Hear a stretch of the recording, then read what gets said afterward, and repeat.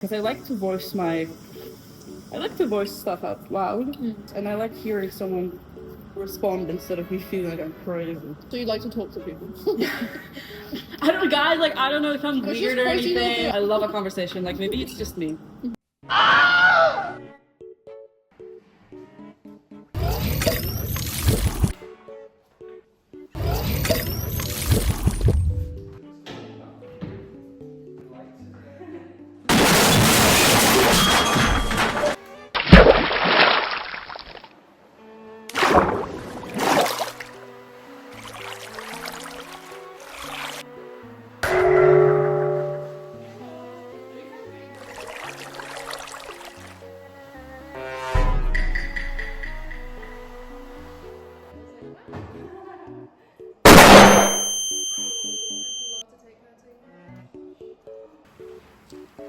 And we are printing. Hello, this has now become a voiceover because I cannot be bothered to write down stuff on the screen about what I'm doing.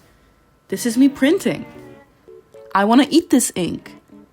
Do not worry about that little hole next to the ink. It's blocked from the other side. You pull it through.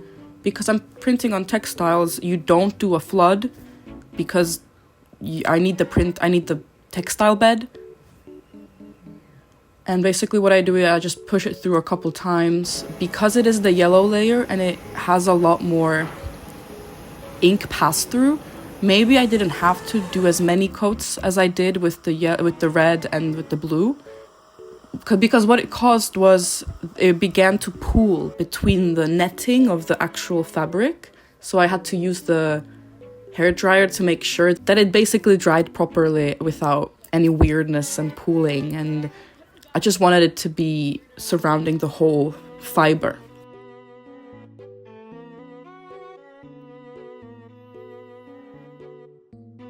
Yeah, so I basically repeat this process every time I print. I pull a couple times, take it off, let it air dry while I clean the screens. Then I use the hairdryer to speed up the process because I am going to need that area to be dry for when I do the other sections, because the screens, they lie on the printed areas, which is also why you can see that I have scrap paper laying on it.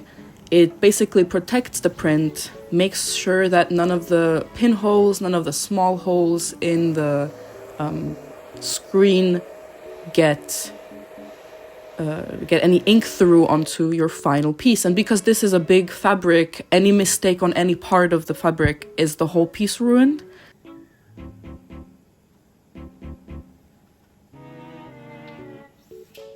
Soon you will see what's happened. So I align it to the left strip, but so for some reason I zone out and I start printing the right strip.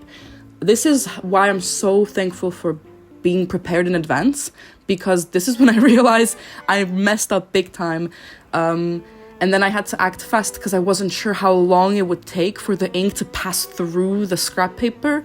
But I remembered that I had 2 layers. So as you can see, all I needed to do was clean it up and then reprint, because the area that was printed accidentally had the scrap paper over it and thus protected my print and saved it. If it had been ruined, this whole project, I'd have to restart the whole thing, which it is like 4 layers of just bitmapped images. It's going to be frames for an animation, so it would have been devastating if I had to restart.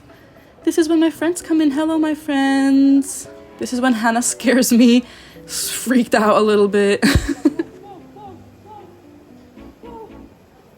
I really like how the yellow made all the other colors pop out and kind of go back into place. But now what is happening is it kind of looks dull. It looks a little monotone. It doesn't have any depth to it, which is what the black layer with the final layer is gonna add to it.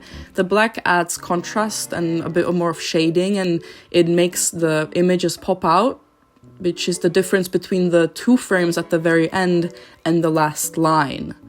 I'm kind of whooshing over, you can't really tell. But okay, bye, that's the end, bye!